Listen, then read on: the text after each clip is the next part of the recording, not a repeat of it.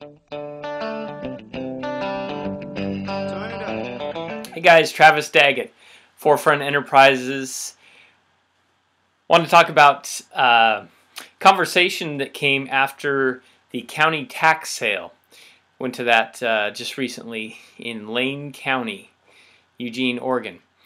And boy, there was just a handful of properties that people actually bid on. And the one that got the most action was a property that the opening bid was $100,000 and the winning bid was $170,000. Now, this is a property that I did check out. I went inside, looked at.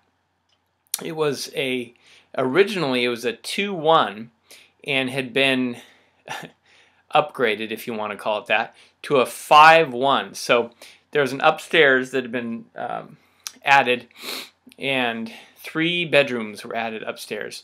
And it was awkward, to say the least. And you could tell by looking at from the outside too that it was not really done right. Neighborhood was just average. So for a place like that to go for 170 was pretty amazing. So I was talking to somebody about that, and this is someone that's been a local real estate investor, agent. He's had a title company, he's had an appraisal company, commercial real estate, you name it. He's pretty much done it. And so we were just talking about the local market, and he was saying that the only thing that he's really doing locally is brokering deals. He's not doing much buying and selling just because there aren't that many deals, and there's too much stupid money out there, is how he put it. And I'd have to agree with him on that. Stupid money would include hedge funds and all the people that see that real estate is increasing, values are increasing, that are now deciding to buy instead of the experienced real estate investors who, of course, were buying when the market was really low, not getting into a bidding war against other people like they are new.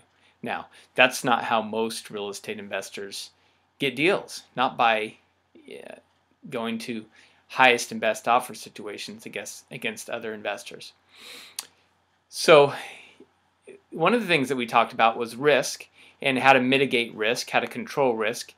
And what he said, and I agree with him, is the 2 most important numbers in real estate investing. And I know other people may have different ones, but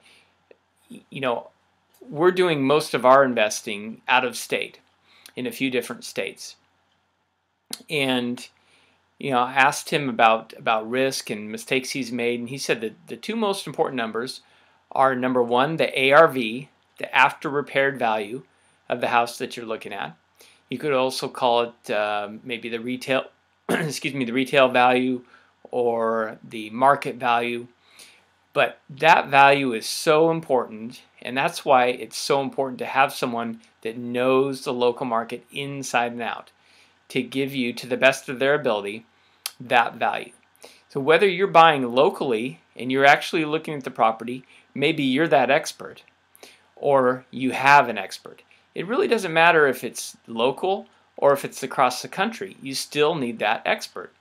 That's the person that doesn't give you that number that most agents do, which is really just a pie-in-the-sky number where they think they can make the most commission and you feel good because you feel like you're going to make a lot of money. It's the number where you're going to get an offer in a few days, maybe a couple weeks. It's an offer to sell the property quickly, get it sold in a couple months. You're coming in slightly under the market. It's realistic. It's not going to be sitting on the market. That's a very important number. What's it worth? The second number that he talked about, and I agree, is the repair number. And again, it doesn't matter if you're actually doing the repairs or not. If you're wholesaling, your end buyer needs to have an accurate idea of the repairs. If you're doing the rehab, you need an accurate repair estimate.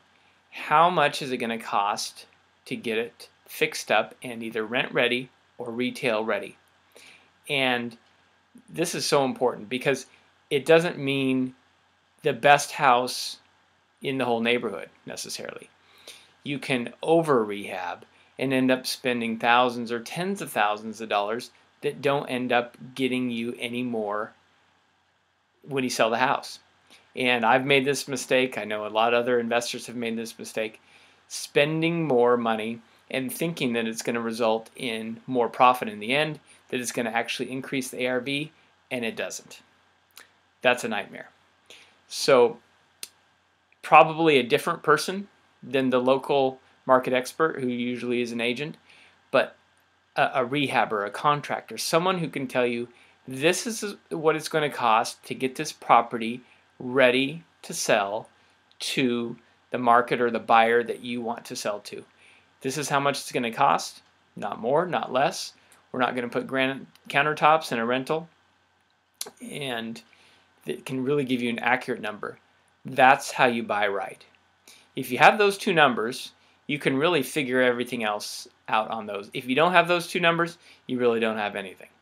And that's why we give our buyers an ARV, we give them 3 different repair estimates, a CMA, comparative market analysis, an ARV appraisal, what it's going to be worth subject to those repairs, because those are so important. So I hope that helps, guys, the 2 most important numbers in real estate investing and how to manage risk. And you can subscribe to our YouTube channel so you'll get notified when we put more videos up. Thanks.